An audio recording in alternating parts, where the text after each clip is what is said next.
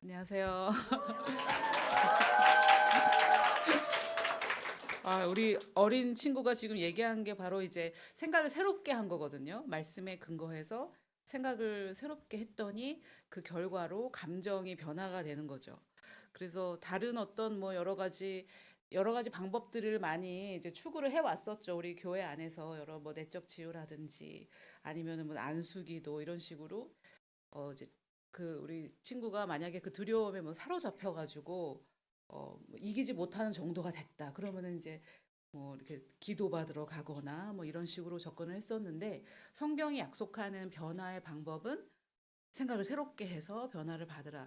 근데 이제 생각이라고 이렇게 하니까 너무 이렇게 좀 생각만 바꾸면 되나 이런 반응이 제일 먼저 오거든요. 근데 우리 친구가 간증한 것처럼 말씀에 근거해서 내가 누군지를 알고 그걸 계속 묵상했다고 그랬잖아요. 그래서 그렇게 해서 변화가 오는 건데, 너무 좋은 그런 그 사례를 이렇게 얘기해줘서 이렇게 어린 아이들도 저런 게 다 가능하고, 그리고 지난번에 여러분들이 그때 이제 사용하셨던 그 수련회 때 어린아이들 그 청소년 수련회 때 사용했던 그 교재를 만든 그 박사님이신데, 대학 교수님이시고 탈보 신학교 교수님이시고, 이제 그분의 의견에 따르면 이제 본인이 여러 그 미국에는 50개나 되니까요, 주가. 그 주마다 다니면서 교회마다 다니면서 다 이제 설문조사를 했더니 사실상 저렇게 공격이 시작되는 거는 굉장히 어렸을 때부터 시작된다고 그래요.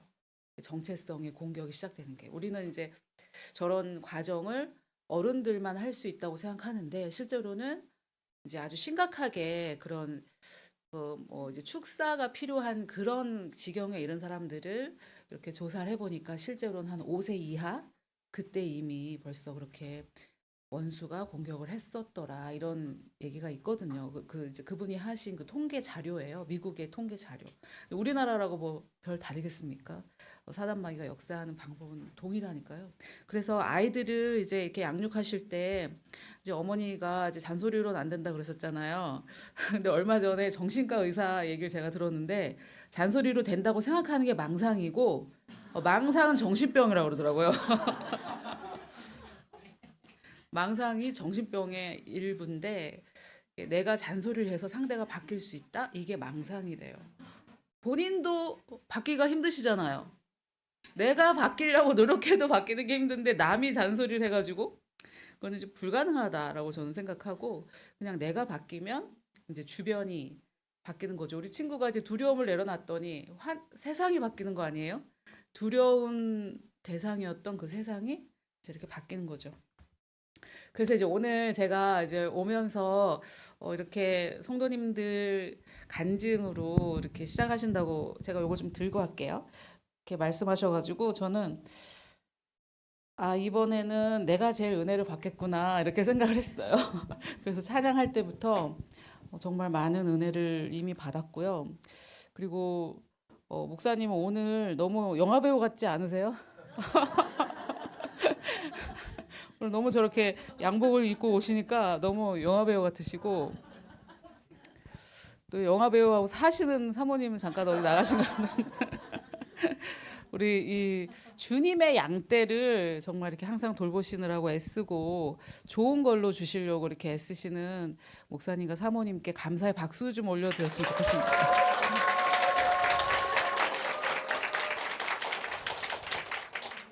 어제도 이렇게 교제를 이렇게 했었는데, 목사님 사모님께서 정말 항상 성도님들을 생각하시고 또 그런 모습들을 보면서 정말 너무 감사하더라고요. 제가 오늘 할 전체 이 주제는, 오늘과 내일 여러분들과 나눌 전체 주제는 복음의 선물 의식이라는 제목이에요. 복음의 선물 의식. 제가 이제 최근에 저도 이렇게 깨달아가고 지난 여름에 여러분들과 나눈 그 말씀 이후에 계속 제가 알게 되는 것들을 좀 정리해서, 또 이렇게 생명의 교회는 또 하나님께서 어떻게 말씀하실까 이렇게 생각하면서 정한 제목이고, 전체적으로 이렇게 4부로 제가 이렇게 준비를 했습니다. 오늘 첫 번째는 이제 오전에는 의의식과 죄의식이 무엇인지, 나누고 그리고 율법의 저주 우리가 율법의 저주에서 속량되고 아브라함의 축복을 받았는데 어디서 속량됐는지를 알아야 되잖아요. 율법의 저주가 뭔지 정확하게 아세요? 율법의 저주 어디서 속량됐는지 알아야 되잖아요. 우리 친구가 두려움에서 자기는 구원을 받았다 이렇게 얘기를 했잖아요. 너무 정확하게 어디에서 자기는 구출이 됐다라는 걸 정확하게 알고 있잖아요. 그런 것처럼 우리는 율법의 저주에서 속량돼서 아브라함의 축복을 받았는데 이런 것들이 다 뭔지 우리가 정확하게 알아야 우리 친구가 경험한 그런 자유함도 우리도 경험할 수 있고 또 마지막 주일은 의식의 결정체 아가서. 아가서는 조금 교회가 감당하지 못하는 서신이 아니고 성경이거든요. 교회가 아가서를 잘 감당하지 못해요. 그래서 아가서에 대해서 얘기하기도 좀 꺼려하고 또 너무 신부의 영성 이러면서 그냥 어디 이렇게 밖에 나가서 진취적으로 하지 않고 집에만 있는 뭐 그런 느낌으로 이제 아가서가 여겨지고 오해받는데 제가 이해하기로는 아가서는 정말 의식이 어떤 건지 알려주는 그 성경이거든요. 그래서 주일은 저것을 하도록 하겠습니다. 이 그림을 한번 제가 준비했는데 이 그림을 좀 보시면은 이게 뭐냐면 미국의 보험회사예요. 자동차 보험회사. 우리 굉장히 대중적이고 어스테이트라는 건데 저도 여기에서 이제 보험을 들었거든요. 보험을 들었었는데 여기 보면 이제 밑에 그림은 손으로 이렇게 두 손이 있고 밑에 You are in good hands라고 이렇게 나와 있잖아요. You are in good hands. 이게 여기 생명의교회 요즘 영어 공부 열심히 하신다니까. You are in good hands가 무슨 말이냐면 그냥 예를 들어서 제가 자동차를 고치러 갔는데 제가 이런 게 필요한데 여기서 이거 잘 해주실 수 있나요? 이러면은 이제 거기에서 제대로 찾아오셨습니다. 잘 돌봐드릴게요. 뭐 이런 표현이에요. You are in good hands. 그래서 좋은 손 안에 있다는 거잖아요. 직역하면 당신은 좋은 손 안에 있다 이 얘기잖아요. 그래서 그런 얘기예요. 그래서 뭐 또 학원 뭐 재수 학원 알아본다더니 뭐 잘 알아봤냐 이러면은 좋은 데 찾았어요. I am in good hands. 뭐 이런 표현이에요. 이해가 되시죠? 하나 배우셨네요 오늘. 근데 제가 생명의 교회를 생각하고 이렇게 준비하고 기도하면서 여러분들께 제가 이 얘기를 해드리고 싶더라고요.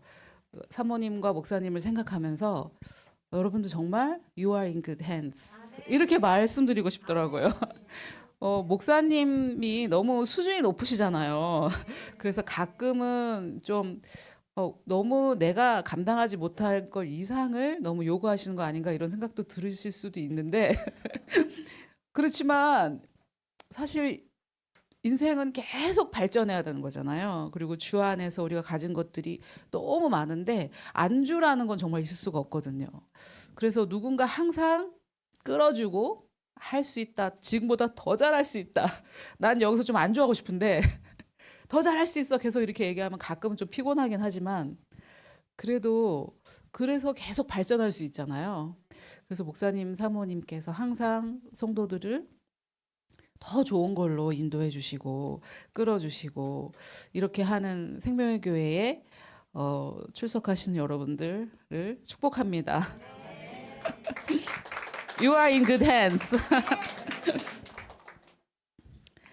자, 제가 이제 그 목사님께서 저에게 어떤 말씀 또 해주셨냐면은 청소년들하고 청년들이 같이 있을 거니까 청소년들하고 청년들에게 어떤 얘기를 해주고 싶은지 그런 걸 또 좀 말씀해 주셨거든요. 근데 제가 이제 작년에 청소년 수련회에서 제가 청소년이었을 때 듣고 싶었던 그런 얘기들을 이제 전달했었고 3가지 또 우리 8월 달에도 했잖아요. 나는 안전하고 중요하고 또 완전히 받아들여진 하나님께 완전히 용납된 그 3가지를 이제 말씀드렸는데 이번에는 제가 어떤 걸 생각해봤냐면 이제 앤드루 워먼 목사님이 설립하신 그 CBC를 제가 3년을 다니고 마지막 학기 때 내가 이 3가지를 배웠구나라는 걸 알게 됐어요. 그 학교에서 내가 하나님이 누구신지를 배웠고 그 하나님 안에 그리스도 안에 내가 누군지를 배웠고 원수 마귀가 어떤 존재인지를 배웠구나. 3번째는 그렇게 중요하진 않지만 그래도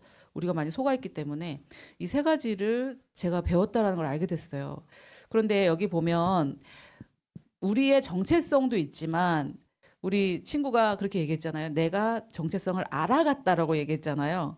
정체성은 우리 그리스도 안에서 변하지 않는 거거든요.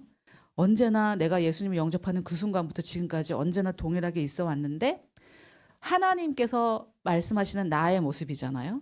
그런데 자아상이라고 하는 거는 내가 생각하는 나의 모습이잖아요. 그래서 우리는 이 자아상을 바꿔가는 거죠. 그죠? 정체성은 바꿀 필요가 없어요. 예수님을 영접하는 순간 완전히 변화됐기 때문에 정체성은 내가 바꿀 필요가 없습니다. 근데 그 정체성을 내가 인식하는 게 나의 자아상이잖아요. 그래서 우리 친구가 알게 된 게 나는 두려워할 필요가 없는 사람이구나 라고 자아상이 바뀐 거죠. 그래서 자아상이 바뀌니까 어떻게 돼요? 두려워하려고 해도 안 되는 거예요. 담배를 끊은 사람이 담배를 피려고 해도 너무 역한 것처럼 저런 변화가 이제 진짜 변한 거죠. 자아상이 변화되는 거. 근데 하나님은 또 어떠시냐면 하나님께도 정체성이 있으세요. 변치 않는 진리, 하나님의 정체성. 하나님이 말씀하시는 하나님. 근데 우리가 생각하는 하나님은 각자 다르죠? 이걸 신관이라고 합니다. 신관, 신에 대한 관점. 어떤 사람은 신이 없다고도 하고 어떤 사람은 신이 나를 친다고 하고 여기에 지금 우리가 다 신관이 달라요. 그리고 사실 우리의 인생을 결정하는 건 신관입니다. 신이 없다라고 하는 사람은 영원한 운명이 어떻게 되겠어요? 그 사람의 신관 때문에 영원한 운명이 갈리는 거죠. 그리고 신이 있고 그 신이 나를 구원하기 위해서 그 아들을 보내주셨구나 라고 그 신관을 교정하면 구원을 받죠. 그래서 우리의 신관에 따라 우리의 운명이 달라지는 거예요. 그리고 그렇게 해서 구원을 받았는데 예수님을 믿게 됐는데 몸이 아파요. 이 신이 나를 치는구나. 이런 신관을 가지고 있었잖아요. 우리가 다. 나를 훈련시키기 위해서. 근데 그게 아니라 자기 아들을 채찍을 맞게 함으로 해서 우리에게 나음을 준 신이구나 라고 신관이 바뀌고 있죠. 신관이 바뀌는 겁니다. 우리 하나님에 대해서 하나님의 정체성 그대로예요. 그분은 어제나 오늘이나 영원토록 변함이 없으세요. 뭐가 바뀌는 겁니까? 나의 신관, 나의 이해, 하나님에 대한 나의 이해. 그래서 나의 신관이 하나님의 정체성과 동일해지면 그러면 내 삶이 내 안에서부터 이렇게 흘러가는 거죠. 내가 가지고 있는 신관이 정확한 하나님에 대한 이해면 저절로 나로부터 내 삶이 흘러가는 거예요. 주님의 생명이 흘러가는 거예요. 그래서 제가 이제 지난번에는 우리의 자아상을 우리의 정체성에 맞춰야 된다라고 말씀을 드렸는데 실제로 제일 중요한 거는 신관입니다. 자아상도 언제 변화되냐면 우리 자꾸 친구가 간증해서 계속 얘기하는 우리 친구가 하나님은 이렇게 내가 이렇게 되길 원하시는구나. 아까 또 간증했잖아요. 목사님이 그러시는데 하나님은 나와 항상 함께 하시고 신관이 변화된 거죠. 근데 그 전에 하나님이 우리와 항상 함께 하신다는 거 몰랐나요? 하나님의 정체성으로 알고 있는 거예요. 근데 그 목사님의 선포와 이런 걸 통해서 하나님은 나와 언제나 함께 하시는구나. 신관이 변했죠. 그러니까 두려워할 필요가 없구나. 자아상이 변하는 거예요. 실제로는 신관이 자아상과 연결되어져 있는 거죠. 나는 significant하다. 누구 눈에? 하나님 눈에 나는 중요한 자고 하나님 때문에 나는 안전하고 우리가 하나님의 그 good hands 안에 있으니까 궁극적으로는 목사님 사모님이 good hands인데 더 궁극적으로는 우리가 누구의 손 안에 있어요? 하나님 손 안에 있으니까 나는 안전하구나. 그러니까 신관이 변하니까 자아상이 변하는 거죠. 나는 용납됐다. 누구에게? 그분은 나를 용납하시는 분이라는 그 신관이 바뀌는 거잖아요. 그래서 진짜 우리가 알아야 될 거 제가 정말 청년 때로 돌아간다면은 다른 거 다 할 필요 없다. 쓸데없는 거 그런 거 할 필요 없고 정확한 신관, 정확한 자아상 그리고 마귀 사탄이 얼마나 패배한 존재인지 마귀 사탄의 그 전략을 알아라 이렇게 말해주고 싶어요. 젊은 친구들한테. 이거 3개만 알면 돼요. 마귀는 능력이 없잖아요. 완전히 패배했다는 걸 아셔야 돼요. 그러니까 무슨 수법을 쓰냐면 속이는 수법을 쓰는 거예요. 그래서 두려워할 필요가 없는데 어떻게? 두려워하게끔. 과거에 짧은 인생을 살았지만 그래도 그동안 살았던 그 인생의 경험들을 가지고 너 이런 일이 있었지? 그래서 두려워해야 돼. 이렇게 속이는 일을 하는 거예요. 마귀는. 우리는 지금 속은 게 없을까요? 우리가 속은 게 없다면 지금 예수님이 하신 일도 하고 더 큰 일도 하고 있겠죠. 그래서 이 세 가지가 정말 중요해요. 청년들에게 뭘 말해주고 싶냐고 물으신다면은 이 세 가지.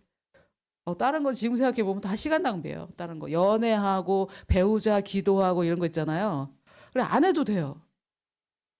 제가 결혼을 하고 이런 얘기를 해야 되는데 신간만 정확하면 그냥 다 되는 거죠. 그냥 가만히 그냥 이삭처럼 우물만 파고 있어도 그냥 리브가가 오고.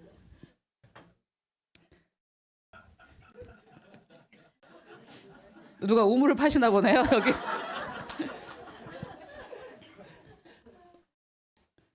그래서 그 세 가지를 청년들에게 말씀드리고 싶고 또 우리 어른들도 사실 이 세 가지예요. 제일 중요한 건 신관입니다. 내 정확한 자아상은 정확한 신관에서 나오는 거예요.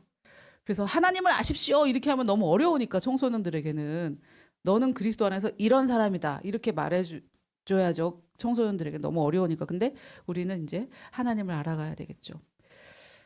제가 어제도 목사님 사모님하고도 교제하고 그리고 또 이제 성도들을 이렇게 좀 만나고 다니면은 어떤 생각이 드냐면은 성령께서 정말 우리 마음 가운데 일하고 계시구나 이런 생각이 들어요.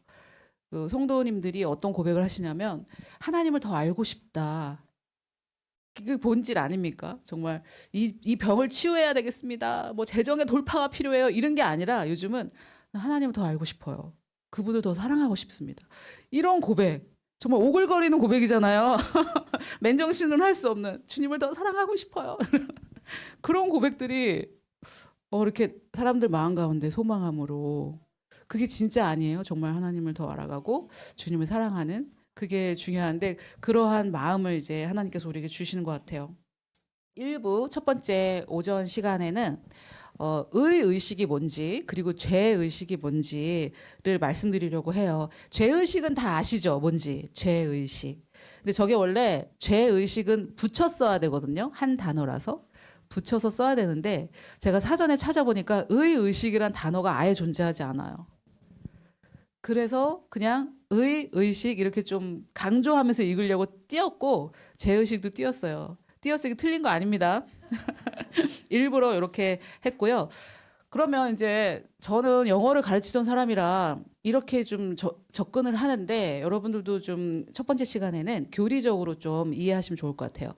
죄의식, 의의식을 알려면 의식이 뭔지 알아야 되겠죠. 그래서 의식하다를 제가 찾아보니까 한번 읽어볼까요? 의식하다 뜻이 뭔가요? 염두에 두거나 염두에 둔다는 게 제가 또 사전 찾아보니까 생각하다, 머리인데 실제로 뜻은 마음속에 두다라는 말이더라고요. 염두라는 말이. 그게 더 맞을 것 같아요. 사전적으로.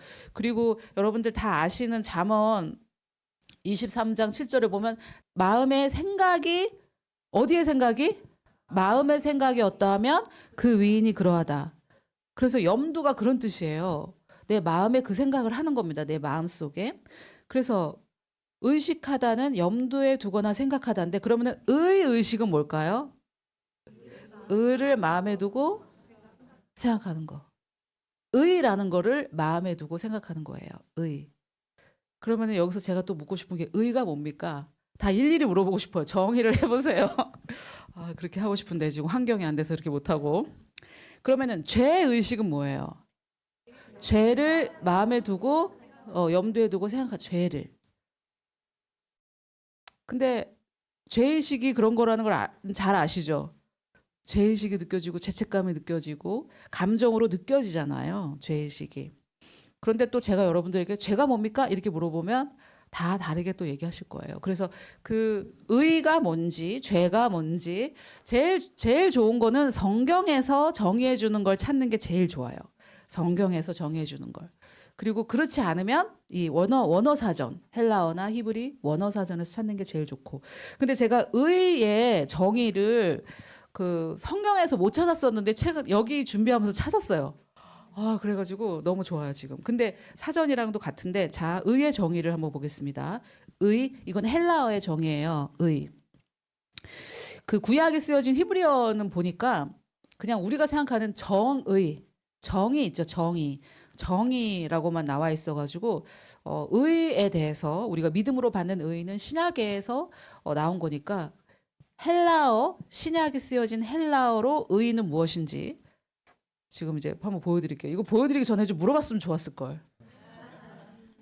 저도 사실 뭐 만으로 3살부터 교회를 다녔어요. 그러니까 의롭게 됐다. 이신칭의, 믿음으로 받는 의를 가졌다. 뭐 이런 거 많이 들었지만 그 의가 뭡니까 도대체? 그걸 알아야죠. 의가 뭔지를 알아야죠. 내가 뭘 받았는데 이게 뭔 줄 알아야죠. 이게 제가 생각할 때 우리의 문제인 것 같아요. 구원을 받았는데 구원이 뭔 줄을 모르는 거예요. 그 안에 뭐가 들어있는지. 옛날에는 지옥에 안 가는 걸로 알았죠? 근데 알고 보니까 뭐예요? 그 안에 치유도 있고 형통도 있고 마귀의 권세에서 자유케 됨도 있고 그거를 알게 됐기 때문에 거기서 그걸 또 누리게 되죠. 몰랐을 땐 못 누려요. 그냥 지옥 안 가는 걸로 알았잖아요, 구원은. 근데 아니었어요. 구원이란 말 뜻에 소테리아라는 그 말 뜻에 다른 여러 가지가 들어있었죠. 그래서 그 친구가 자기 두려움에서 구원받았다. 야, 어떻게 저런 표현을 쓰지? 저게 맞아요. 마귀가 점령하고 있는 분야거든요. 그게 마귀의 일에서 구원받은 거예요. 그렇지만 몰랐을 땐 못 누리는 거죠. 그런 것처럼 의도 뭐냐는 거예요. 의가 도대체 뭐냐. 지금 우리 이 사회에서는 의가 어떻게 쓰이냐면 뭔가 자기를 희생하고 이런 거 있잖아요. 최근은 아니고 이제 여름에 비가 많이 왔었잖아요. 그때 어떤 사람이 자기 목숨 걸고 막 사람들 구했잖아요. 그럼 뭐라 그래요? 무슨 동의 의인 막 이렇게 파란 잠바 입은 의인. 사회적으로 그렇게 쓰여지고 있죠. 그러면 의인이 무슨 뜻이에요? 그냥 희생하는 사람 있잖아요. 자기의 어떤 그 안위를 희생해서 다른 사람을 구하면 뭐라 그래요? 세상에서는 의인이라고 그래요. 그러니까 그 생각을 그대로 가지고 뭐라 그러냐면 사람들이 너는 의인은 아닌데 할 때 그 의인은 뭐예요? 그 파란 잠바 입은 의인 그런 거예요. 너는 의인은 아니지만 하나님이 너를 그냥 의롭다고 해주신 거야. 이렇게 말해요. 그 사람 제가 좀 화가 나네요. 지금 그 사람이 말하는 그 의인은 도대체 뭐냐는 거예요. 다 정의가 다르잖아요. 그래서 실컷 얘기하고 났는데 이 사람하고 나하고 딴 얘기한 경우가 많죠. 그 사람들이 말하는 너는 의인이 아니지만 하나님이 의롭다고 칭해줬을 뿐 너는 의인이 아니야. 이러면서 우리는 의인입니다. 이렇게 말하는 사람 싫어하는 사람도 있죠. 우리는 의인입니다. 이러면 네가 어떻게 의인이야? 죄인이지. 이렇게 말하는 사람도 있잖아요. 또는 그거보다 조금 난 사람은 의인은 아닌데 하나님께서 의인이라고 칭해 주셨을 뿐이야. 이렇게 말하는 그 사람들. 여러분 화 안 나세요? 나만 나나 지금 이 화. 그 사람들이 말하는 의인은 뭐냐면 그 파란 잠바 입은 그 의인. 행함이 의롭지 않은 의로운 사람들. 너는 행함이 의롭진 않은데 그냥 하나님께서 의롭다고 쳐준 거야. 이런 상황이에요. 이런 상황. 그러니까 의인이라고 그러면 2단, 3단 이러는 거예요. 본인들이 뜻을 모르는 건데 자기들이 뜻을 모르는 건데 그러니까 전부 다 자기 생각을 가지고 하나님 말씀 판단하고 있는 거죠. 자기 생각 가지고. 의인? 네가 무슨 의인이야. 이해가 안 되는 거예요. 성경이 말하는 의가 뭔지를 알아야 될 거 아니에요. 성경이 말하는 의. 이게 이제 나오는데 먼저 이거 정의부터 제가 너무 그것 때문에 제가 너무 많은 그런 아니 그러면은 하나님이 의롭지 않은 사람을 의롭다고 하면 빨간색이 아닌데 하나님이 빨간색이라고 하는 거예요? 하나님이 거짓말하는 자이십니까? 어떻게 의롭지 않은 자를 의롭다고 해요? 의로우니까 의롭다고 하시는 거예요. 아멘? 그러면 하나님은 도대체 어떤 사람을 의롭다고 하시는가? 그걸 알아야죠. 하나님의 뜻을 정확하게 알아야죠. 그리고 또 자꾸 캐나다에 갔는데 캐나다에서 하는 말을 무슨 뜻으로 하는지 알아야죠.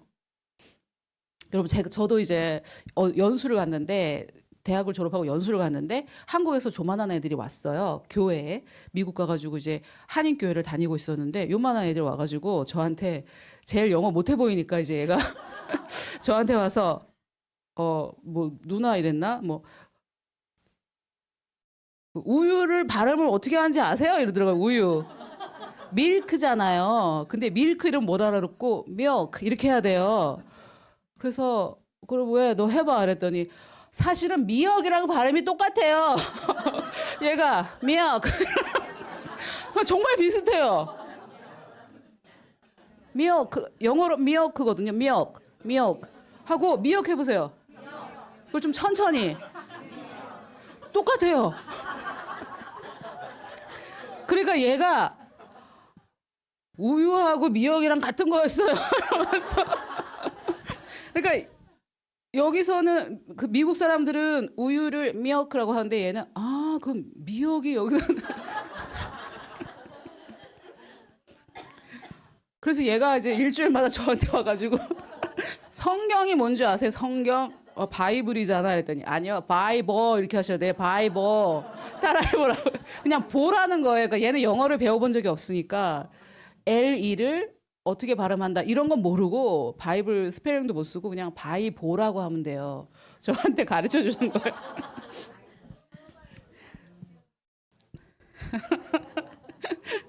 그래서 의인이라고 하잖아요. 의인. 미역이라고 하면 한국 사람들은 미역이 생각나고 미국 사람들은 뭐가 생각나요? 미역가 생각나고 다른 얘기하는 거 아니에요? 서로?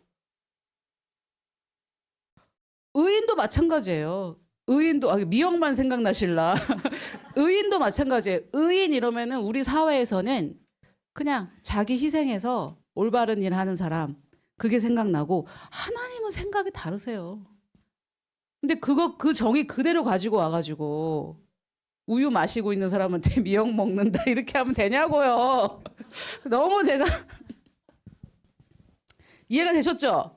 하나님의 정의를 알아야 돼요. 하나님의 정의. 하나님의 정의는 첫째로 성경에 나와 있어요. 그리고 둘째로 거기도 안 나와 있으면 사전을 봐야죠. 근데 성경에 나와 있지만 사전 먼저 한번 보겠습니다. 넓은 의미로 헬라어로 어떤 사람이 그에게 요구되는 조건에 다 맞는 상태를 말해요. 그에게 요구되는 조건에 다 맞는 상태. 예를 들면 어떤 회사에서 사원을 뽑는데 뭐 자격 조건 이렇게 나오죠. 그래서 연령, 학벌, 경력 쫙 필요하잖아요. 근데 제가 만약에 사장인데 사원을 뽑아요. 아주 중요한 자리를 뽑는데 이런 조건이 있는데 거기에 딱 맞는 사람을 봤어요. 그럼 기분이 어떻겠어요? 와, 너구나 바로. 그게 의예요. 그게 제 눈에 너는 의로와 이거예요. 너는 의로와 내가 필요한 사람의 너는 의로와 이거예요. 배우자 기도를 하는데 배우자 기도 리스트 쭉 있어요. 100번까지. 근데 어떤 사람이 나타나는데 그 100개 다 맞아요. 그러면 어떻겠어요? 너구나. 그때 기분이 어떻겠어요? 그러면은 네가 바로 그 사람이구나 할 때 이 말하는 사람이 그 말을 듣는 나는 느낌이 어떻겠어요? 나는 그 사람이 원하는 그 조건에 다 들어맞고 완전한 사람인 거잖아요. 우리가 받은 의가 그런 거라는 거예요.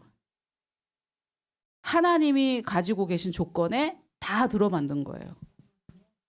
그래서 그 두 번째로 보니까 하나님께 받아들여지는 상태 또는 하나님께 완전히 인정받고 승인받은 상태. 지난번에 우리가 세 가지 한 것 중에 뭐겠어요? 마지막에 accepted. 합격 이거죠. 합격.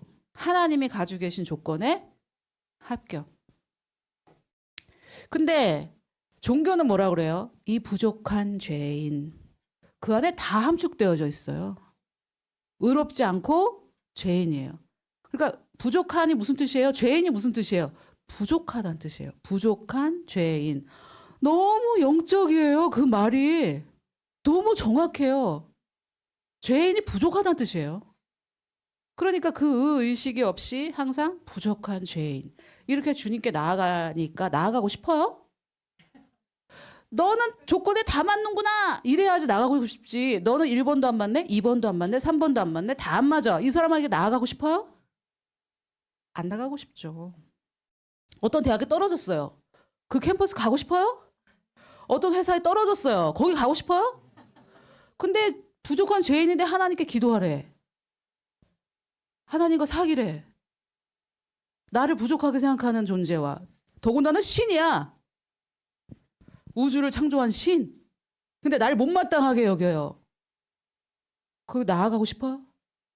근데 제가 여러분들께 도전하고 싶은 거는 나는 의인입니다. 그래서 본인도 본인을 그렇게 보고 계시냐고요. 그 감정을 느끼시냐고요. 죄의식은 느끼면서 의의식은 왜 느끼면 안 됩니까? 감정도 중요해요. 감정 때문에 우리가 믿고 안 믿고 결정하는 건 아니지만 진짜 믿음은 감정이 느껴져야죠. 진짜 믿으니까 두려움이 어떻게 돼요? 두려움은 감정이에요. 잘못된 생각에서 잘못된 감정이 왔죠. 생각을 바꾸니까 감정도 어떻게 해요? 변해야 돼요. 의식을 느끼셔야지 정상이라고요. 진짜 믿는다면. 아멘? 감정은 저는 감정을 근거로 삼자는 말은 아닙니다. 그렇지만 감정은 중요해요. 좁은 의미로 정의예요. 보통 우리가 말하는 좁은 의미로 저스티스, 정의. 저거는 의에 정의할 때 그 정의는 아니고 그냥 정의롭다 할 때 저게 좁은 의미로 넓은 의미로는 저런 거예요. 이게 사전이고 그러면은 성경에는 의인이 어떻게 나왔나 그리고 보면 첫 번째 원칙 언급의 원칙이라는 게 있거든요. 뭐 이거는 성경에 나온 건 아니지만은 그래도 예수님은 우리의 첫 열매가 되신 것처럼 성경의 첫 번째로 언급됐을 때 그 단어가 굉장히 중요하게 그 의미를 우리에게 전달하는 게 있어요. 그래서 제가 이번에 의인은 왜 성경에 정의가 없을까 이렇게 생각하고 한번 찾아봤어요. 그래서 의인 찾아보니까 첫 번째로 이게 나왔어요. 창세기 6장 9절. 한번 같이 읽어볼까요? 시작.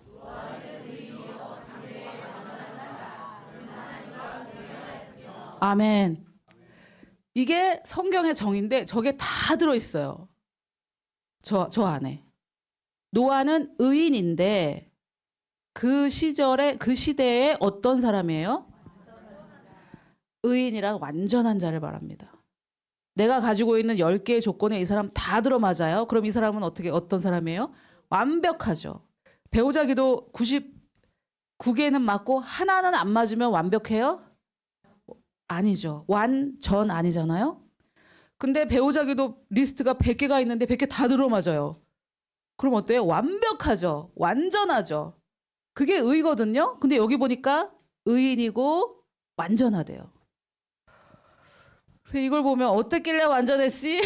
어떻게 우리가 완전해져야 되나? 완벽해져야 되나? 그 다음에 뭐라 그래요? 그는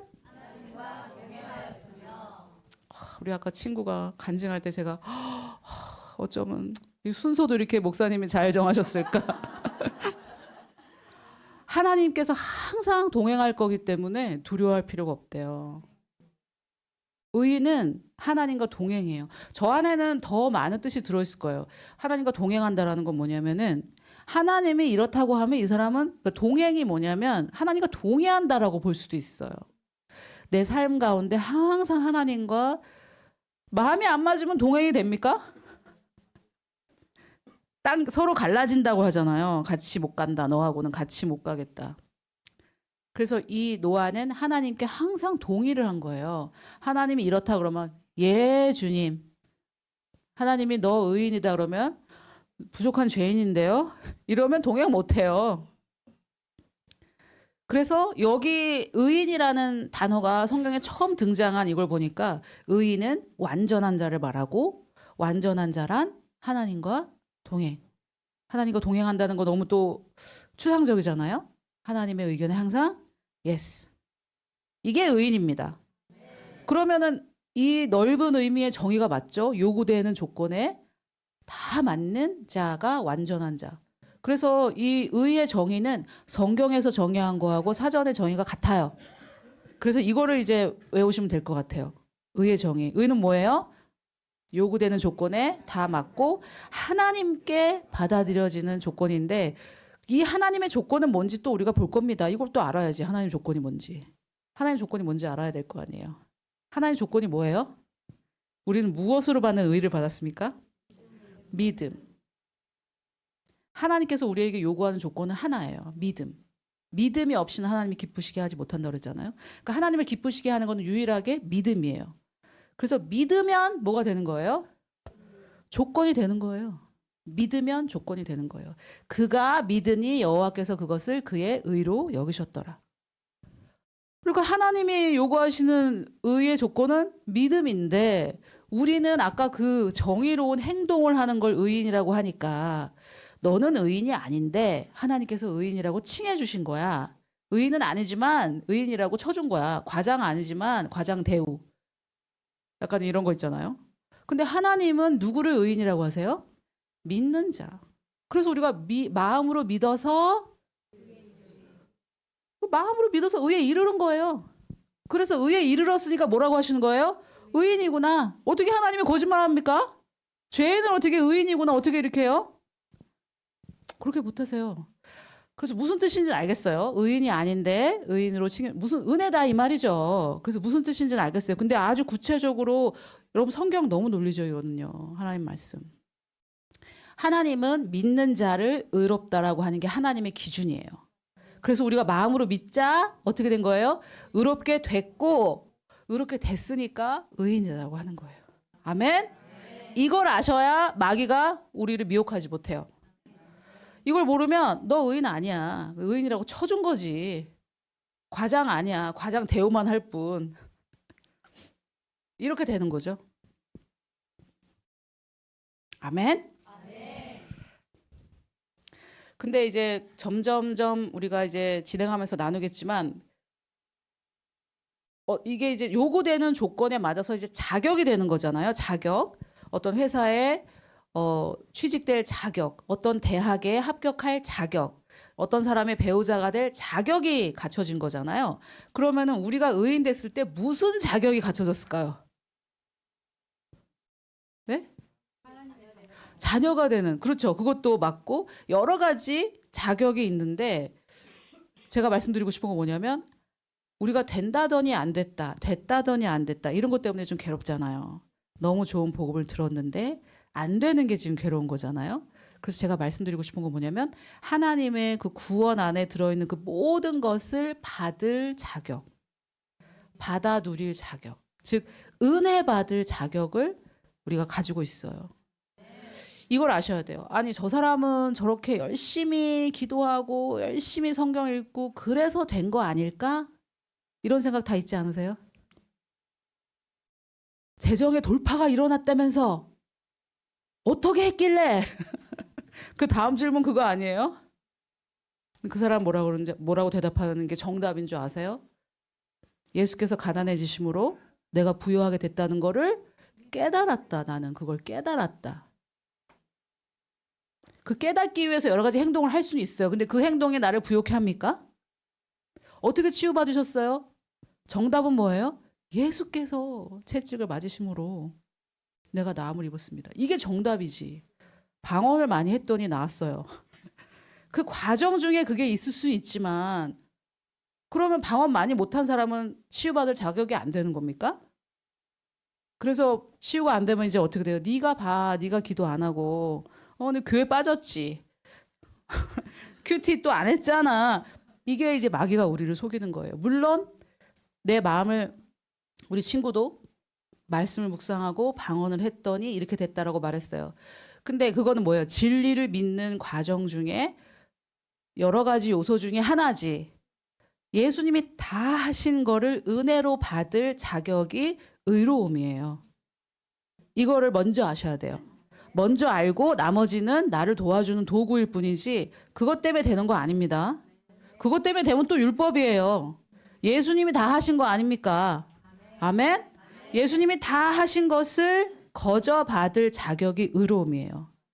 그걸 우리가 언제 받는다고요? 믿을 때 받는 게 의로움이고 하나님이 말씀하시는 의는 그거예요. 아멘?